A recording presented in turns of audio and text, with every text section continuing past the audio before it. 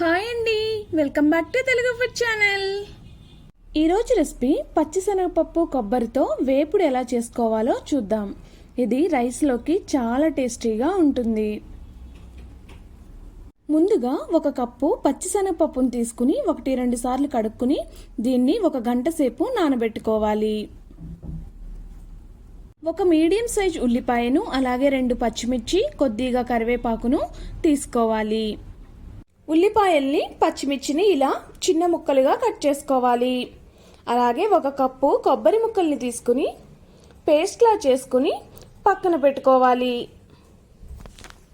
ఇప్పుడు stove on చేసి pan పెట్టుకుని 2 టేబుల్ స్పూన్ల ఆయిల్ని వేసుకుని ఆయిల్ వేడెక్కిన తర్వాత 1 టీ స్పూన్ పోపు దినుసుల్ని వేసుకోవాలి. అలాగే 1 ఎండుమిర్చిని చిన్న ముక్కలుగా కట్ చేసి వేసుకుని వీటిని బాగా వేయించుకోవాలి.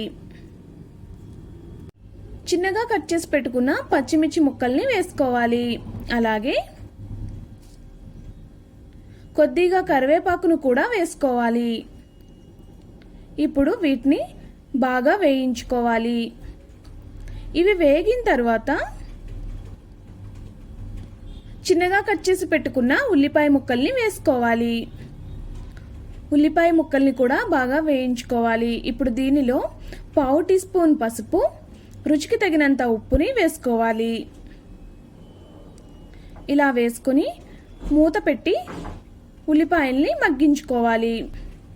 ఉల్లిపాయ ముక్కలు బాగా మగ్గిన తర్వాత నానబెట్టుకున్న శనగపప్పుని మొత్తం వాటర్ తీసేసి ఇప్పుడు దీనిలో వేసుకోవాలి. అలాగే శనగపప్పు మగ్గిన తర్వాత పేస్ట్ చేసి పెట్టుకున్న కొబ్బరిని కూడా వేసుకోవాలి. ఇప్పుడు నానబెట్టుకున్న శనగపప్పు మొత్తాన్ని వేసుకుని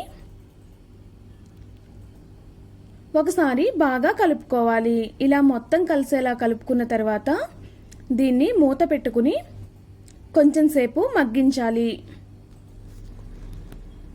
శనగపప్పు కొద్దిగా మగ్గిన తర్వాత 1 గ్లాస్ వాటర్ని పోసుకోవాలి. అంటే 200 ml వాటర్ని పోసుకుని పేస్ట్ చేసి పెట్టుకున్న కొబ్బరిని కూడా వేసుకుని మొత్తం కలిసేలాగా బాగా కలుపుకుని దీన్ని మూత పెట్టుకుని మరలా మగ్గించుకోవాలి. మధ్యలో 1-2 సార్లు శనగపప్పుని తిప్పుకుంటూ ఉండాలి. ఎందుకంటే ఒక్కొక్కసారి అడుగంటుతుంది. ఇలా తిప్పుకుంటూ ఉడికిందో లేదో చూడాలి. ఇప్పుడు దీనిలో 2 టీ స్పూన్ కారాన్ని వేసుకోవాలి. కారం రుచిని బట్టి మనం వేసుకోవాలి. ఎక్కువగా కావాలి అనుకునే వాళ్ళు కొద్దిగా ఎక్కువగా వేసుకోవచ్చు. ఇలా కారాన్ని వేసుకుని కారం మొత్తం కలిసేలాగా బాగా తిప్పుకోవాలి. ఇలా తిప్పుకున్న తర్వాత మరలా మూత పెట్టి పప్పుని ఉడికించుకోవాలి. పప్పు ఉడికిందా లేదా అని తెలియడానికి ఇక్కడ నేను ఒక చిట్కా చెప్తాను. ఒక పప్పును తీసుకుని చూడండి, ఇక్కడ నేను చూపిస్తున్నట్లుగా ఇలా పప్పును తీసుకోండి. పప్పు చుట్టూ ఒక కలర్ ఉండి మధ్యలో గనక తెల్లగా ఉన్నట్లయితే పప్పు ఇంకా ఉడకలేదు. దీన్ని ఇంకొంచెం సేపు ఉడికించాలి. ఇప్పుడు మనకి పప్పు ఉడికిపోయింది. చూడండి, పప్పు మొత్తం ఒకే కలర్లో ఉంది. చిదిపితే మొత్తం చక్కగా చూడండి ఎలా మెత్తగా అయిపోయిందో, అంటే పప్పు ఉడికిపోయినట్లే. పప్పు బాగా ఉడికి పప్పులోని వాటర్ అంతా డ్రై అయిపోయిన తర్వాత, అంటే చూడండి ఇక్కడ నేను చూపిస్తున్న విధంగా అయిన తర్వాత స్టవ్ ఆఫ్ చేసుకోవచ్చు. లేదు మీకు ఇంకా బాగా డ్రైగా కావాలి అంటే ఇంకొక 2 నిమిషాలు స్టవ్ మీద ఉంచుకుని స్టవ్ ఆఫ్ చేయొచ్చు. పచ్చిశనగపప్పు కొబ్బరి వేపుడు మనకి రెడీ అయిపోయింది. ఇది రైస్లోకి చాలా బాగుంటుంది. అలాగే రసంలోకి సైడ్ డిష్గా చాలా బాగుంటుంది.